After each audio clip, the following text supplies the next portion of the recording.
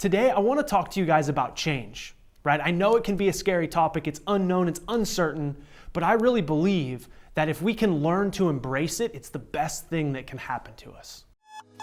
I believe it's our responsibility as men to do better every day, to learn from our mistakes, grow through our failures, and work to become the best that we can be.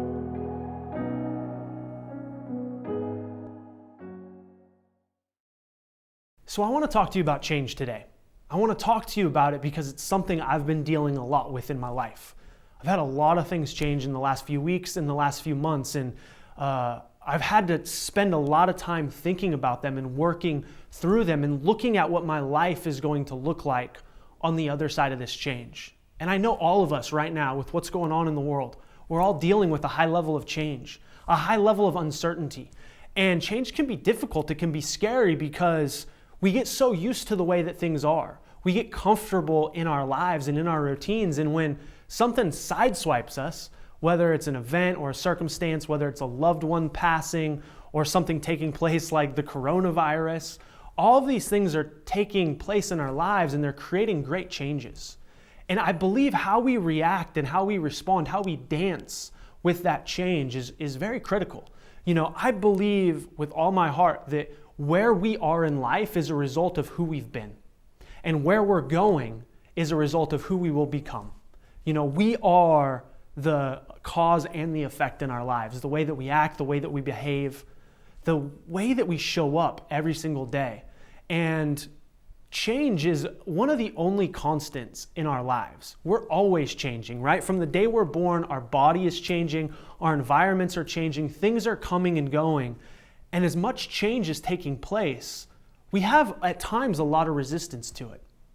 And I want to challenge you guys today to really maybe change the way, pun intended, change the way you view change.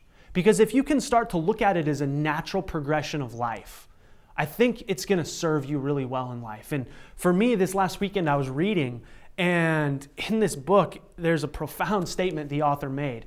He said, "You're not going to go where you want to go in life until you're willing to let go of yourself.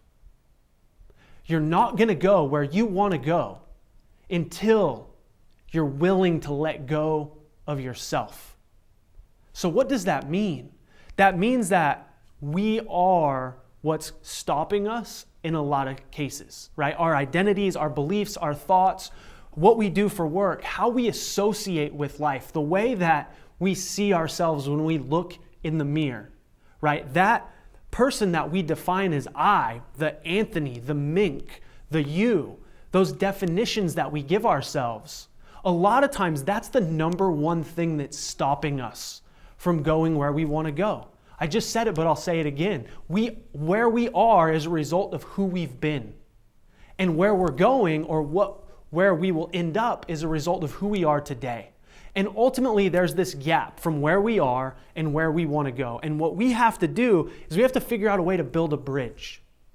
And I really believe that we are where we are because of the skills, the resources, the tools, and what got us to where we are is not going to get us to bridge that gap and take us where we want to go. And that process starts by learning to let go of ourselves. And I'm not much of a spiritual man, I'm not much of a religious man. I consider myself to be very spiritual. But I don't see myself as religious, but someone else said something very similar. Christ said, "You must die to be reborn." Right? It's a very deep sentiment. You must die to be reborn. You must let go of yourself to be who you want to be. And all of this starts with change. All of this starts with having the courage to face uncertainty, to face adversity, to face the fears and the doubts inside of you, and to learn to dance with them. Right now, I know a lot of you have a lot of uncertainty in your life. There's a lot of fear. There's a lot of adversity. And the more that we resist something, the more that it persists, if that makes sense. If you push against something, it pushes back.